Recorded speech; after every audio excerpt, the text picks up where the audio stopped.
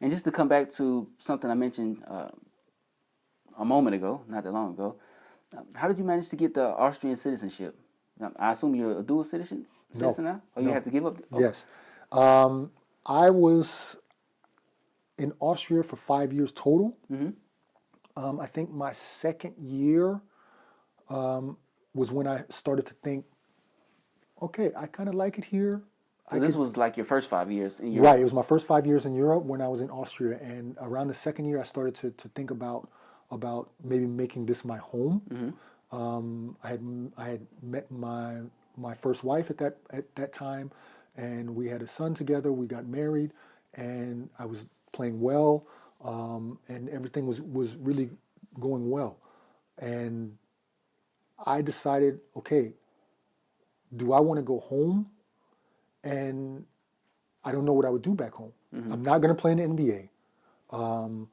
And why don't I turn what I'm doing now into a future? So after my fourth season, I was approached by my team, and they asked me if I would like to change citizenship or obtain the Austrian citizenship. For me, that was a very hard decision to make.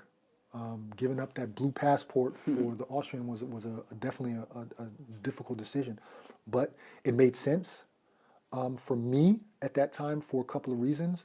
By that time, I was already married. My son was able to have dual citizenship, the Austrian and the American one. I had just bought an apartment, and of course, financially, it would help me if I was a European citizen, because then I could basically go to any country I wanted and play as a European citizen. And I don't know if a lot of your viewers understand that rule, but basically as an American, I could go to Germany with my Austrian passport and play as a German. Right. So it wouldn't take away their foreigner spots. So in my team where I played, the rule was you could have two Americans. Now it's a little bit different. So basically, if I got the passport, we could get another American and we would have three. Right. So that's how the rule was back then. So financially, it was worth me doing that because it would up my pay grade. So I thought, okay, let's do this. Let's put this in motion. And in the year 2000, I obtained the Austrian citizenship. And back then, I think it's the same now, Austrian rules state that you cannot have dual citizenship. Okay. So basically, I had to give to get. Right. And that was a crazy time because when they ask you to come to the embassy, they talk to you, they interview you, they make sure that that's what you really want to do to give up your citizenship. They ask you a ton of questions, things like that, and that was an interesting process. So then I gave my my American citizenship back, but I didn't get my Austrian citizenship until sometime in early January because there was Christmas, so all the things are closed. So it was I think 2 or 3 weeks I was stateless.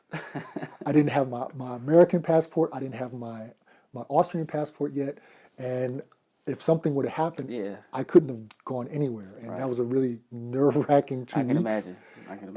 But then eventually I got it, and then I was able to play as an Austrian on the Austrian national team as well, which was a fun thing. And and then after that, after I got my passport and I finished that season out in Austria and won my second championship, then I started to venture out to other countries because that's what part of the plan was for me, as far as the amount of money that I could make. Right.